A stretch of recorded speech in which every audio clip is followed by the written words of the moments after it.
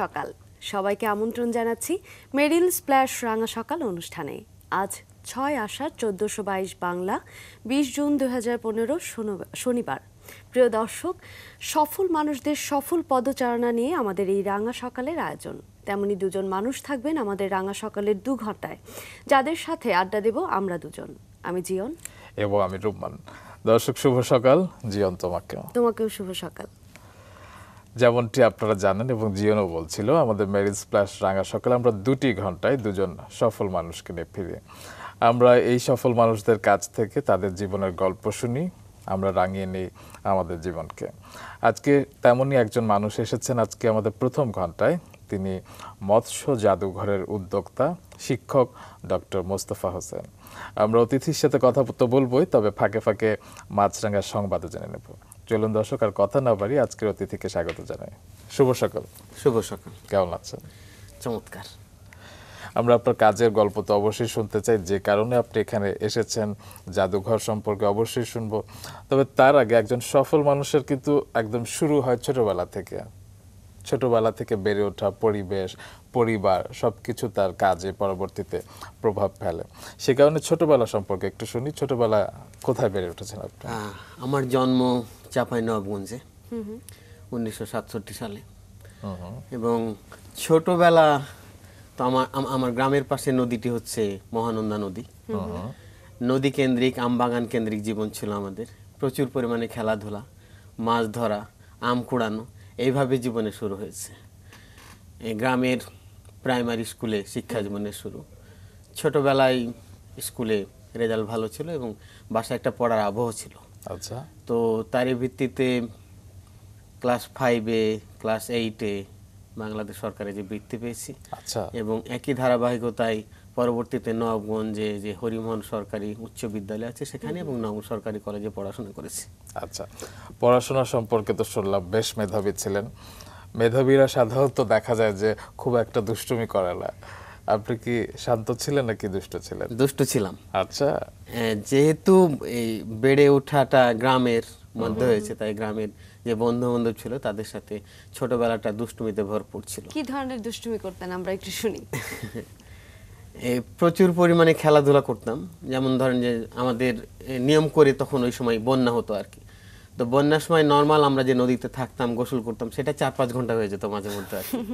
এবং এর সাথে সাথে প্রচুর পরিমাণে মাছ ধরা এবং বৃষ্টিতে ভেজা, সাঁতার কাটা, তার বৃষ্টির মধ্যে ফুটবল খেলা, এ নিয়ে ছোটবেলাটা ভরপুর ছিল। আমরা আপনার সম্পর্কে আরো জানতে চাই, কিন্তু যার সাথে কথা বলছি তার সম্পর্কে দর্শকদেরকে একটু ছোট্ট করে আগে জানিয়ে দিই। প্রিয় দর্শক, ডক্টর মোস্তফা হোসেন দেশের প্রথম মৎস্য জাদুঘরের উদ্যোক্তা ও প্রতিষ্ঠাতা। তিনি বাংলাদেশ কৃষি বিশ্ববিদ্যালয়ের মৎস্য বিজ্ঞান অনুষদের ফিশ বায়োলজি অ্যান্ড জেনেটিক্স বিভাগের অধ্যাপক হিসেবে দায়িত্ব পালন করছেন।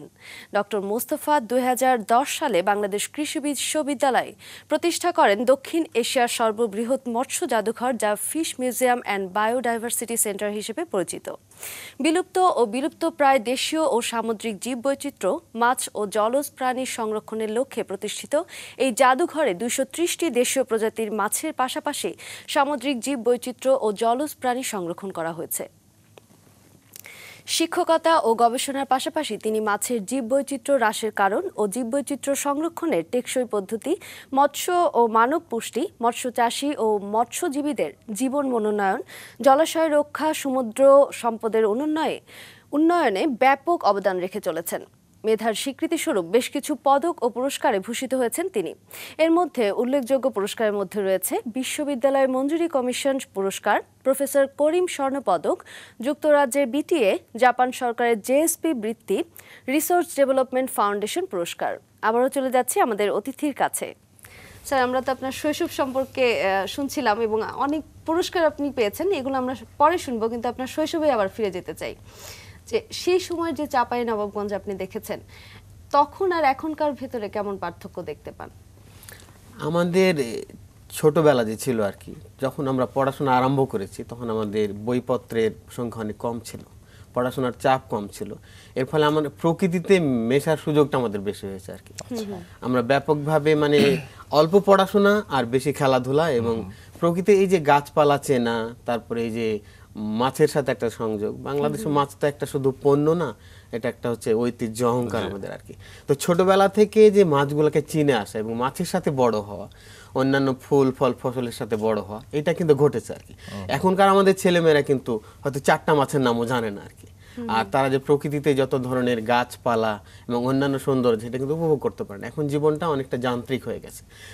এটা হচ্ছে একটা বড় পার্থক্য এখনকার সাথে আর কি। এখন আমি যখন মাঝে মধ্যেই আমার গ্রামের বাড়িতে চাঁপাইনবাবগঞ্জে ফিরে যাই, এই পার্থক্যটা আমি উপলব্ধ করি আর কি।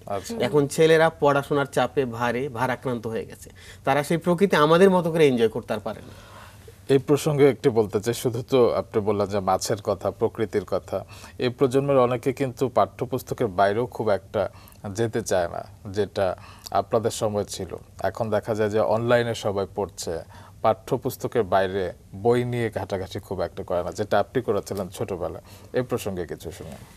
বই পড়ার কথাটা যদি বলতে হয়, তাহলে প্রথমে আমাদের খুব যখন ছোটবেলা, তখন থেকে আমরা বই পড়া আরম্ভ করেছি আর কি।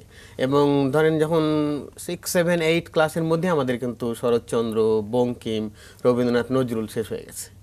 তো এখন কিন্তু ছেলেমেয়েরা এই সুযোগটা পাচ্ছে না, বা তারা হয় পড়তে চায় না, বা তারা এই কম্পিউটার নির্ভর তাদের জীবন হয়ে গেছে, ইন্টারনেট, ফেসবুক, টুইটারে তারা চলে যাচ্ছে আর কি। এবং তারা সারাক্ষণ আমি দেখি যে শুধু ছেলেমেয়েরা টেক্সিং করে। কিন্তু আমাদের অফুরন্ত সময় ছিল আর কি। আমাদের আমার নিজের বাড়িতে একটা বড় লাইব্রেরি ছিল, আমাদের গ্রামের লাইব্রেরি ছিল, সেখানে আমরা নিয়মিত যেতাম, বই পড়তাম। এবং বই নিয়ে আমাদের বন্ধু বান্ধবের মধ্যে প্রচন্ড আলোচনা হতো আর কি। বইয়ের চরিত্র নিয়ে, লেখক নিয়ে আলোচনা হতো। এইটা কিন্তু এখন আর হচ্ছে না আর কি। জি, আলোচনা করতে করতে আপনি পরবর্তীতে কি হওয়ার স্বপ্ন দেখেছিলেন সেটি আমরা অবশ্যই শুনবো, তবে একটি বিরতির পর। দর্শক, একটি বিরতি নেবার সময় হচ্ছে, আমাদের সঙ্গেই থাকুন।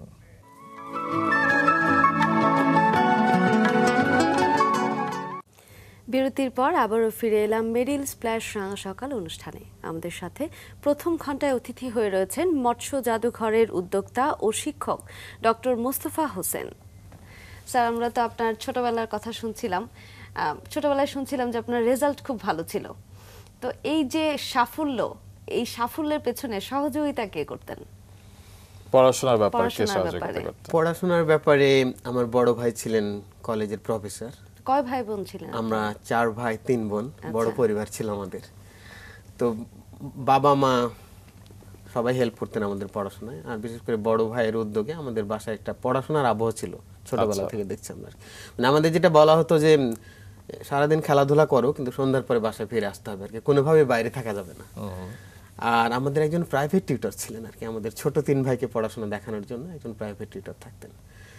তো আর তখনকার যেটা হতো যে এই খেলাধুলার ফাঁকেও কিন্তু একটা পুরো গ্রাম জুড়ে একটা পড়াশোনার একটা আবহ ছিল আর কি। এবং অনেকেই তখন গ্রাম থেকে বাইরে ইঞ্জিনিয়ারিং কলেজে বা মেডিকেল কলেজে পড়াশোনা করতো।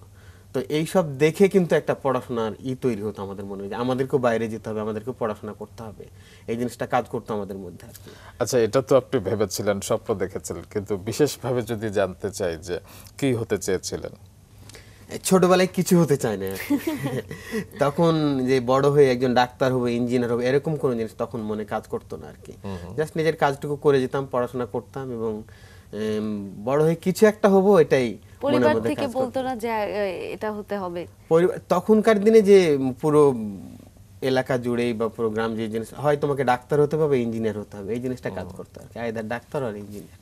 আচ্ছা, তো এইটা ছেলেদের মাথার মধ্যে একটা ঢুকিয়ে দেওয়া হতো আর কি, ছেলে মেয়েদের তুমি ডাক্তার বা ইঞ্জিনিয়ার হবে, এই জিনিসটা কিন্তু তখন বলে দেওয়া হতো আমাদের। তা আমাদেরকে কেউ জিজ্ঞেস করলে তুমি কি হতে চাও, কেউ বলতো ডাক্তার, কেউ বলতো ইঞ্জিনিয়ার, এটাই হতো আর কি। কিন্তু আসলে সত্যিকারের ভেবে বুঝে যে আমরা এই জিনিসটা হতে চাই বা পরবর্তী এটা হবে, এটা কিন্তু আমরা কখনো বলতে পারতাম না। সেটি হয়নি আপনার ক্ষেত্রে। তারপর আপনি এইচএসসির পরে ভর্তি হয়েছিলেন কৃষি বিশ্ববিদ্যালয়ে। এই ইচ্ছাটি কি আগে থেকেই ছিল, নাকি হুট করে সিদ্ধান্ত নেওয়া? একটা ইচ্ছা লালন করতাম আমি আর কি, যে মাছের ব্যাপারে আমার ছোটবেলা থেকে একটা ন্যাক ছিল আর কি, যে আমি মাছ নিয়ে কাজ করব বা যদি কিছু করা যায় আর কি। তো এই জিনিসটা কিন্তু কাজ করতো। পরবর্তীতে যখন বাংলাদেশ কৃষি বিশ্ববিদ্যালয়ে ভর্তি পরীক্ষা দেওয়ার জন্য আসলাম, তখন দেখলাম যে একটা মাছের অনুষদ আছে, 6টি অনুষদের মধ্যে একটা হচ্ছে মাছের অনুষদ। তখন মনে একটু হালকা একটা ইচ্ছা জেগেছিল যে আমি যদি এই মাছের অনুষদে ভর্তি হতে পারি, তাহলে মাছ নিয়ে আমি কাজ করতে পারবো। তখন এটা কি প্রচলিত ছিল? পরিবারের সবাই কি জানতো যে আপনি এই বিভাগে ভর্তি হতে চান? মানে তারাও কি আপনাকে সহযোগিতা করেছিল? পরিবারের কেউ জানতো না এটা আর কি, এটা আমার নিজের ইচ্ছা। পরবর্তীতে পরিবার কখনো এই ইচ্ছাতে বাধা হয়ে দাঁড়ায়নি, বলছে ঠিক আছে মৎস্য বিজ্ঞান অনুষদে ভর্তি হতে চাও, ইটস অল রাইট। আচ্ছা, বিশেষভাবে একটু জিজ্ঞেস করি, আমরা তো মাছ খেয়ে থাকি, কিংবা খুব বেশি হলে আমরা মাঝে মধ্যে মাছ শিকার করি, মাছ ধরি, হ্যাঁ, বাট মাছের প্রতি আপনার এই যে আগ্রহ, এর পিছনে কারণ কি? মানে গ্রামে তো অনেকেই বেড়ে ওঠে। না, আমার কাছে মনে হয়েছে যে মাছটা শুধু একটা খাদ্যদ্রব্য পণ্য না আর কি। মাছ হচ্ছে এ দেশের ঐতিহ্য, অহংকার, আমাদের একটা গর্বের জায়গায় মাছের অবস্থান আছে। কিন্তু মাছের উপর ভিত্তি করে কত শত হাজার মানুষ তাদের জীবন জীবিকা নির্বাহ করছে আর কি। আমরা ইংরেজিতে একটা কথা বলি, ফ্রম পন্ড টু প্লেট বা ফ্রম ফার্ম টু ফর্ক। এর ভিতরে কত হাজার লোকজন এই মাছের সাথে জড়িত আছে আর কি। এবং বাংলাদেশ একটি ছোট্ট দেশ হলো, এর মতো মাছের বায়োডাইভার্সিটি রিচ কান্ট্রি কিন্তু খুব একটা দেখা যায় না আর কি। আমাদের দেশের ভৌগোলিক অবস্থানগত কারণে এবং তাপমাত্রা, জলবায়ু, বৃষ্টির কারণে এখানে মাছের জীববৈচিত্র্য কিন্তু ব্যাপক। তো ছোটবেলা থেকে যেহেতু এই মাছগুলা দেখে দেখে বড় হয়েছি, তাই মাছটা ভিতরে ঢুকে গেছে। এবং আমার কাছে মনে হয়েছে যে মাছ অন্যান্য, যেমন আপনি একটা ইউরোপের কোন একটা দেশে গেলে 2টা বা 3টা মাছ আছে আর কি, কিন্তু আমাদের দেশে প্রায় মিঠা পানিতেই পাওয়া যায় 290 প্রজাতির মাছ, সমুদ্রে আছে প্রায় 475 প্রজাতির মাছ, তার সাথে চিংড়ি, কাঁকড়া, মলাস্ক, লবস্টার, কত কিছু আছে। তো দেশটি ছোট, আমার মাতৃভূমি একটা ছোট্ট ভূখণ্ড, কিন্তু এখানে এত জীববৈচিত্র্য, জলজ জীববৈচিত্র্য এরকম ভাবে আর কোথাও দেখা যায় না। এটি জানতে চাইছিলাম আপনার কাছ থেকে। তো তারপরে আপনি পড়াশোনা করলেন, আপনি ছোটবেলা থেকেই ভালো ছিলেন, বৃত্তি পেয়েছিলেন, অনার্সেও কি সেই ধারাবাহিকতা অক্ষুণ্ণ ছিল? সেই ধারাবাহিকতা অক্ষুণ্ণ ছিল। আমরা যখন ফার্স্ট ইয়ারে ভর্তি হলাম আর কি 1985 সালে বাংলাদেশ কৃষি বিশ্ববিদ্যালয়ে, আমরা প্রায় 6 ফ্যাকাল্টি মিলিয়ে প্রায় 550 জন ছেলে মেয়ে ভর্তি হলাম। তো প্রথম থেকে আমার রেজাল্ট খুবই ভালো ছিল আর কি। আচ্ছা। তো আমাদের আমি পরে তো 6 ফ্যাকাল্টির মধ্যে ফার্স্ট হলাম আর কি। তো সাধারণত এই ফার্স্ট হওয়ার ব্যাপারটি ছিল যে যারা এগ্রিকালচার ইঞ্জিনিয়ারিং পড়তো, তাদের যেহেতু ম্যাথমেটিক্যাল সাবজেক্ট বেশি, তারা হতো। তো প্রথমবারের মতো আমি 6 ফ্যাকাল্টিতে ফার্স্ট হলাম। এরও আগে থার্ড ইয়ার পর্যন্ত যে রেজাল্ট, তার ভিত্তিতে আমাদেরকে ইউজিসি থেকে স্কলারশিপ দেওয়া হলো আর কি। তো 2টা স্কলারশিপ আমি পেয়েছি। এবং এই এই এই এই রেজাল্ট ভালোটা কিন্তু পরবর্তীতে আমার অক্ষুণ্ণ ছিল, যখন আমি বাইরে চলে গেলাম। তখনও ভালো রেজাল্ট ছিল। আচ্ছা। এবং অনার্স পাশ করবার পরপরই আপনি শিক্ষকতা পেশায় যুক্ত হন? হ্যাঁ, আন্ডার গ্রাজুয়েট কমপ্লিট করে আমি 92-তে জয়েন করলাম। তখন আমার মাস্টার্স হয় নাই। তো পরবর্তীতে আমি আর বাংলাদেশ কৃষি বিশ্ববিদ্যালয়ে মাস্টার্স করি নাই, আমি এটা করছিল ইউকেতে গিয়ে আর কি। আচ্ছা। এবং এমএস কমপ্লিট করার পরে সেখানে রেজাল্ট খুব ভালো হয়েছিল। এরপরে আমি 15 দিনের ছুটি নিয়ে ফিরে আসি বাংলাদেশে, তারপরে আবার পিএইচডি আরম্ভ করি। আচ্ছা। তো আপনি তো ইউকেতে গেলেন, কিন্তু আমাদের যে মৎস্য অনুষদ আপনি যে পড়ছিলেন, ওখানকার আর আমাদের এখানকার ভিতরে কি পার্থক্য দেখতে পেলেন ওই সময়ে? আমি যেখানে পড়াশোনা করতে গেছি সেটা হচ্ছে প্রচন্ড ঠান্ডা জায়গা, স্কটল্যান্ড, যেখানে 6 মাস প্রচন্ড বরফ পড়ে, তাপমাত্রা প্রায় -20 -25 নেমে যায়। তো ওইখানে যে বাইরের ছেলে মেয়েদের যে ডিগ্রি দেওয়া হয়, ওরা একটা ট্রপিক্যাল অ্যাকোয়ারিয়াম বানিয়েছে, বিরাট একটা জায়গা যেখানে টেম্পারেচার কন্ট্রোল করে সেটা করা হয়। তো আমি মাগুর মাছের উপর কাজ করছিলাম, এবং সেই মাগুর মাছের কাজ করার জন্য যা কিছু দরকার সেটা তারা আমাকে দিয়েছিল সেখানে আর কি। সেই আবহাওয়া, সেই তাপমাত্রা সব কিছু করে অ্যাকোয়ারিয়ামে কাজটা করেছিল। এবং আমার যারা সুপারভাইজার ছিলেন আর কি, তাদের বাংলাদেশ সম্পর্কে অভিজ্ঞতা ব্যাপক। তারা আমাকে গাইড করার আগে অসংখ্যবার বাংলাদেশে আসছে, আমাদের শিক্ষকদের সাথে তাদের লিঙ্ক ছিল, তাই তারা বাংলাদেশকে ভালোভাবে জানতো, বাংলাদেশের মাছ সম্পর্কে। আচ্ছা। তো যেটা আমার প্রশ্ন ছিল যে আপনি শিক্ষকতা পেশায় যুক্ত হলেন, এই ভাবনাটা কি আগে থেকেই ছিল? শিক্ষক যে হবো আর কি, যখন ফার্স্ট ইয়ার এখানে ভর্তি হলাম, তখন যখন আমি আমার টিচারদের দেখলাম আর কি, তো তাদের যে অ্যাটিটিউড, দৃষ্টিভঙ্গি, তাদের ছাত্রদের সাথে আচরণ, যেটা আমরা আগে পাই নাই।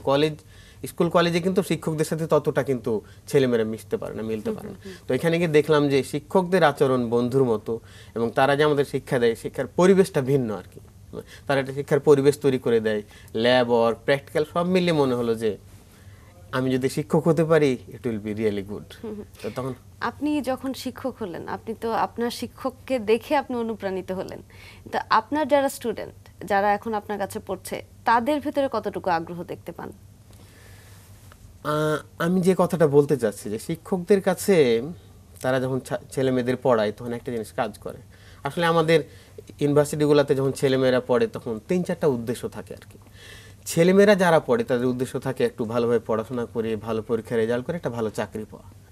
গভর্নমেন্টের উদ্দেশ্য থাকে যে এদের পেছনে যেহেতু টাকা খরচ করছে, এরা পাস টাস করে দেশের উন্নয়ন করবে।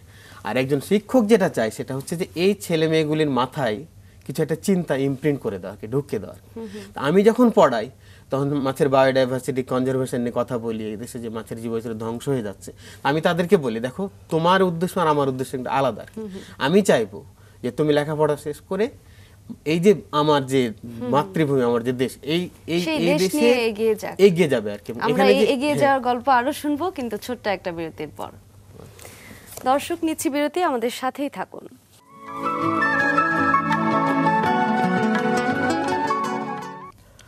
দর্শক, বিরতি পেরিয়ে আবারও চলে এলাম মেরিল স্প্ল্যাশ রাঙা সকালে।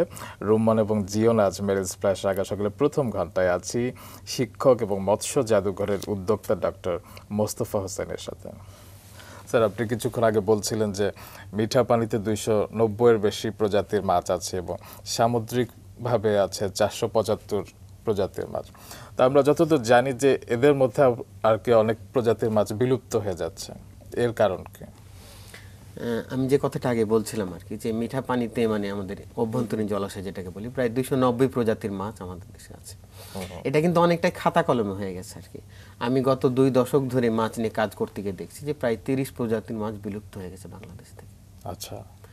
এবং এই মাছ বিলুপ্ত হওয়ার ব্যাপারটা কিন্তু আমাদের, যদিও দেশটা ছোট দেশ আর কি, তো অনেক মাছ কিন্তু আমাদের এখানে পাওয়া যায়, অন্য কোথাও পাওয়া যায় না।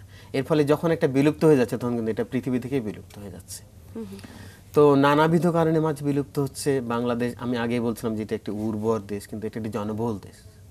তো বৈশ্বিক জলবায়ুর পরিবর্তনের কারণে, মানব সৃষ্ট নানান কারণে মাছ বিলুপ্ত হয়ে যাচ্ছে। আপনি যদি দেখবেন যে যে হারে মাছ অতি আহরণ করা হয়, মাছের ডিম পোনা পর্যন্ত ধরে ফেলা হয়, তারপরে এখন খাল বিল প্রচুর পরিমাণে উধাও হয়ে যাচ্ছে, ধীরে ধীরে দখল হয়ে যাচ্ছে, বিলের মধ্যে দিয়ে রাস্তা বানানো হচ্ছে। আর আমাদের দেশ আরেকটি জিনিস আপনাদের বলি আর কি, যে সবুজ বিপ্লবের কথাটা যে বলা হয়, এটা কিন্তু ধান চাষকে কেন্দ্র করে বলা হয় আর কি। এবং বাংলাদেশে এখন খাদ্য নিশ্চয়তা বলতে কিন্তু ধানের নিশ্চয়তা মিন করা হয়। তো এই ধান চাষ করতে গিয়ে কিন্তু জলজ পরিবেশের বিরাট একটা ক্ষতি হয়ে যাচ্ছে। আপনি দেখবেন যে এখন ছোট ছোট নদী বিলের তলদেশে কিন্তু ধান চাষ করা হচ্ছে, এবং মাছের জন্য অল্প পানি কিন্তু রাখা হয় না, জলসেচ করে পুরাটাই শুকিয়ে ফেলা হয় আর কি। এর ফলে বাংলাদেশের যে প্লাবন ভূমি আছে, নদী নালা খাল বিল হাওড় বাওড় ধীরে ধীরে কিন্তু বিলুপ্ত হয়ে যাচ্ছে। তার সাথে যোগ হচ্ছে যে বাংলাদেশে এই ক্রপ কালচার করতে গিয়ে কিন্তু এখন প্রায় 70,000 মেট্রিক টন মতো কীটনাশক ব্যবহার করা হয়, পেস্টিসাইড ব্যবহার করা হয়, এবং এদের অনেকগুলো অতি ব্যবহার করা হয়। এর ফলে বন্যার সময় বৃষ্টির সময় ধুয়ে মুছে সেই নদী নালা খাল বিলে যায় এবং মাছের বায়োডাইভার্সিটিকে ধ্বংস করে ফেলছে। তো ছোট মাছ আমাদের, আমি যে বললাম 290 প্রজাতির মাছ, অর্ধেকের বেশি কিন্তু আমাদের ছোট মাছ, মলা ঢেলা চেলা চাপিলা পুঁটি ট্যাংরা পাবদা গোলসা কাচকি কাজলি, এই মাছগুলো কিন্তু খুবই গুরুত্বপূর্ণ পুষ্টির দিক থেকে আর কি। আপনাদের বলি যে এই 10 কেজি মলা মাছে যে পরিমাণ ভিটামিন আছে, এটা পূরণ করার জন্য 1 টন সিলভার কার্প মাছ দরকার হয়। এছাড়াও আমাদের যে জিঙ্ক ক্যালসিয়াম অন্যান্য মিনারেল ছোট মাছে ভরপুর। তো দুটা জিনিস, তো একটা হচ্ছে ফুড সিকিউরিটি, একটা নিউট্রিশনাল সিকিউরিটি। হয়তো আমরা সিলভার কার্প মাছ খেয়ে পাঙ্গাস মাছ খেয়ে আমাদের ফুড সিকিউরিটি হয়ে যাবে, কিন্তু নিউট্রিশনের যে পুষ্টির যে সিকিউরিটি, এটা কিন্তু নিশ্চিত হবে না। তো যে সমস্ত কারণে বাংলাদেশ থেকে মাছ বিলুপ্ত হচ্ছে, এগুলো অনেকগুলাই কিন্তু ইরিভার্সিবল আর কি। এটা সম্ভব না আমাদের পক্ষে নদীকে আগের অবস্থায় ফিরিয়ে দেওয়া বা খাল বিলকে আগের অবস্থায় ফিরিয়ে দেওয়া আর কি, এবং পেস্টিসাইডের যে ব্যবহার হচ্ছে সেটাকে কম করা। তো সব মিলে আমাদের যেটা করতে হবে আর কি, সমন্বিত উদ্যোগের মাধ্যমে কিছুটা হলেও আর কি, যেহেতু আমাদের এই এক সময় তো হাজারটা নদী ছিল, এটাকে নদীমাতৃক দেশ বলা হয় আর কি। এখন এই আরেকটা যে জিনিসটা হয় যে নদীর সাথে যে বিলের যে সংযোগ, বন্যার সময় নদী থেকে বিলে পানি আসে এবং ওই সময় মাছটা চলে আসে, তারপরে আবার যখন বন্যা কমতে থাকে বিল থেকে মাছটা আবার নদীতে ফিরে যায়। এটাই কিন্তু মাছের জন্ম বা বর্ধনের একটা উপায়। কিন্তু এখন নদীর সাথে বিলের সংযোগগুলো আমরা নষ্ট করে ফেলছি, কোথাও এই খালগুলো পুরোটা বিলুপ্ত হয়ে গেছে। ফলে বন্যার সময় বৃষ্টির সময় নদীর মাছ বিলে যেতে পারছে না, বিলের মাছ পরবর্তীতে নদীতে যেতে পারছে না। তো এই সমস্ত কারণে বাংলাদেশের মাছগুলা ধীরে ধীরে বিলুপ্ত হয়ে যাচ্ছে, এবং ক্রুশিয়াল টাইম হচ্ছে গত 2-3 দশক, এর ভিতরে প্রায় 30টা মতো বিলুপ্ত হয়ে গেছে। এ ধারা যদি অব্যাহত থাকে, আমরা যদি কিছু না করি, তাহলে আমাদের আগামী 50 বছরে 100 বছরে হয়তো আমরাও ইউরোপের মতো 2-3টা মাছ নিয়ে বেঁচে থাকতে হবে আমাদের। তা আপনি কি মনে করেন যে আমাদের যে যারা সাধারণ জনগণ আছেন, তারা কি করতে পারে? তারা তো মাছ সম্পর্কে খুব ভালো জানে না, ভালো কিছু যে যতটুকু জানা দরকার মাছের জীবনী বা মাছ সম্পর্কে বিস্তারিত জানতে হলে জেনে তারপরে তো আমাকে কাজটা করতে হবে, তারা কি করতে পারে? না, সাধারণ জনগণ কিন্তু মাছ সম্পর্কে জানে আর কি মোটামুটি। মূলত হচ্ছে যে আমাদের যে এই আরবান যারা নাগরিক, তারা কিন্তু মাছ সম্পর্কে অনেক কম জানে। সাধারণ মানুষজন কিন্তু এখনো মাছ সম্পর্কে জানে, কিন্তু তারা অনেক সময় উপায়হীন থাকে আর কি, তারা কিছু করতে পারে না আর কি। কারণ এই যে 16 কোটি জনসংখ্যার এই দেশ আর কি, এখানে মাছের উপরে যে চাপটা পড়ছে আর কি, তো এটা অনেক সময় মানুষজনের কিছু করার থাকে না। তবুও আমাদের বক্তব্য হচ্ছে যে যেখানে যে পর্যায়ে আছেন আর কি, আমাদের প্রথমে মাছগুলাকে চিনতে হবে, জানতে হবে, এবং বিশ্ববিদ্যালয় কলেজ পর্যায়ে মাছের বায়োলজিগুলাকে অধ্যয়ন করতে হবে। মাছের কি দরকার? মাছ হচ্ছে ঠান্ডা রক্তের প্রাণী আমরা বলি, এবং আমাদের সাথে মাছের পার্থক্যটা হচ্ছে যে আমাদের বডি টেম্পারেচার কিন্তু পরিবেশের উঠানামা করে না, কিন্তু মাছের বডি টেম্পারেচার পরিবেশের উঠানামা করে। একদিন যদি পুকুরের তাপমাত্রা যদি 15 ডিগ্রি হয় পানির তাপমাত্রা, মাছের শরীরের তাপমাত্রা 15 ডিগ্রি, এটা কিন্তু উঠানামা করে। তাই মাছ বিলুপ্ত হওয়া সহজ অনেক, এবং মাছের ধ্বংস সহজ আর কি। কারণ যদি কোনো কারণে তাপমাত্রা বেড়ে যায়, যদি কোনো কারণে পানির পিএইচ কম বেশি হয়, যদি পানিতে প্রচুর পরিমাণে যদি পেস্টিসাইড চলে যায়, তাহলে কিন্তু মাছ মারা যাবে আর কি, মাছ ধ্বংস হয়ে যাবে আর কি। এই জন্য যে কথাটা হচ্ছে যে আমরা সব কিছু বেলায় আমাদের লিমিটেড আকারে করতে হবে আর কি, আমাদের কন্ট্রোল করতে হবে। আমরা তো ধান চাষ করব, কিন্তু আমরা যে পেস্টিসাইডটা ব্যবহার করব, সেটা তো আমরা বেশিরভাগ ক্ষেত্রে ব্র্যান্ড আইটেম ব্যবহার করা, 1 গ্রাম দরকার, ফার্মারে তখন 100 গ্রাম ব্যবহার করে আর কি। তো এই জিনিসটার উপর একটা সুস্পষ্ট নীতিমালা থাকবে, নীতিমালা মেনে চলতে হবে। অতি আহরণ বন্ধ করতে হবে। তারপরে জলাশয় শুকিয়ে মাছ ধরা, ড্রাইং আউট যেটা, এটা খুবই খারাপ মাছের জন্য। একটা পুকুর বা বিল শুকিয়ে আমরা সব মাছ ধরে ফেলছি আর কি, তো এইটা বন্ধ করতে হবে। আমরা যখন ধান বা অন্যান্য ক্রপের কালচার করব, তখন কিন্তু পুকুরে বা বিলে বা খালে 1 মিটার পানি রাখতে হবে আর কি মাছের জন্য, তারপরে বাকিটুকু দিয়ে চাষ করতে হবে।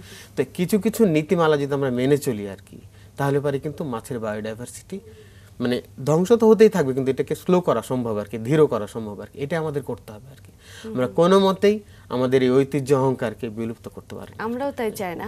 কিন্তু মাছ চেনার কথা যেহেতু আসলোই, আমি শুরু থেকে জানতে চাই যে মাছের যে আপনি যখন পড়ছিলেন তখন চিনতে আপনার সমস্যা হয়নি যে একদম ভালোভাবে চেনা যে এই মাছের নাম হচ্ছে এটা, এই মাছের নাম এটা, কখনো এমন হয়নি? মজার কোনো ঘটনা কি এটা নিয়ে আছে? আমি যেটা বলতে চাই, মাছ আমরা চেনা অবশ্যই এই মজার ঘটনা শুনতে শুনবো। চাইবো, তবে মাছরাঙা সংবাদ জানবার পরে।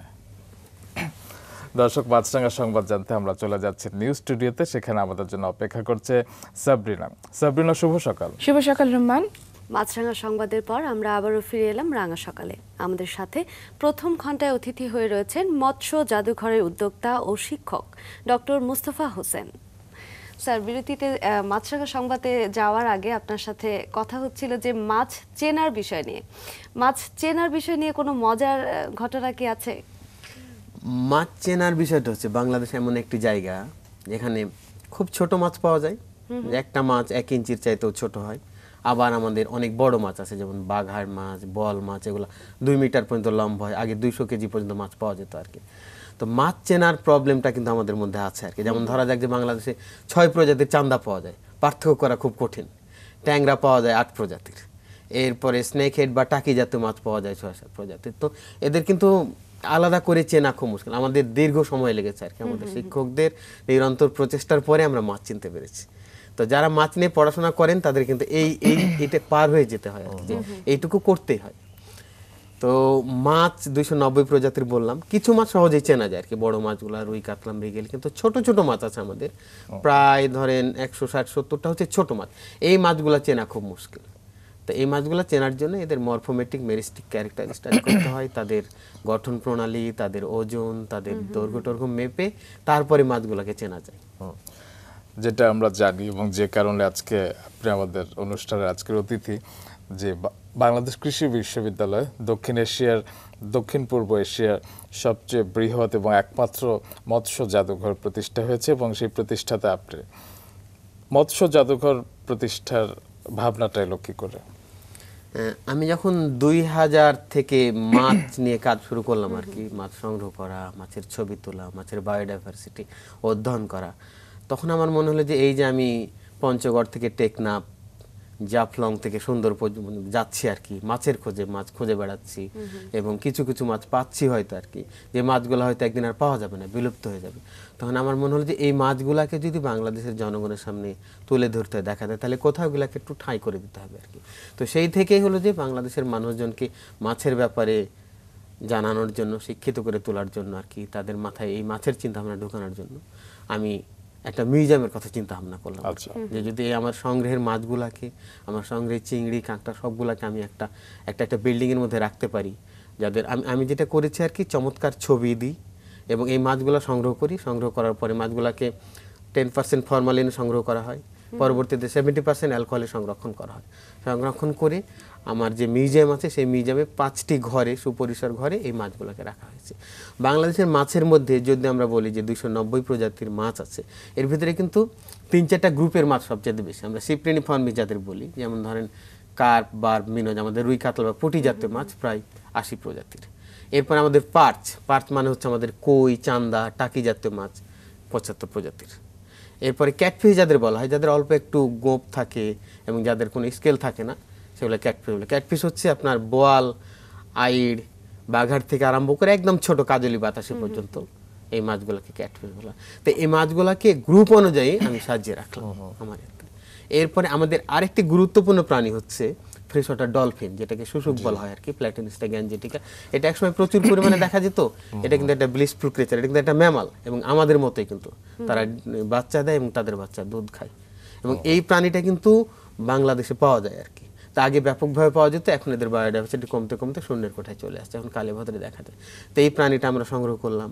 এরপরে গিয়ার, যেগুলোকে আমরা বলি আর কি, বাংলাদেশের ইতিহাস ঐতিহ্যের সাথে জড়িত যে সমস্ত জিনিসপত্র দিয়ে আমরা মাছ ধরি, যত ধরনের বাঁশের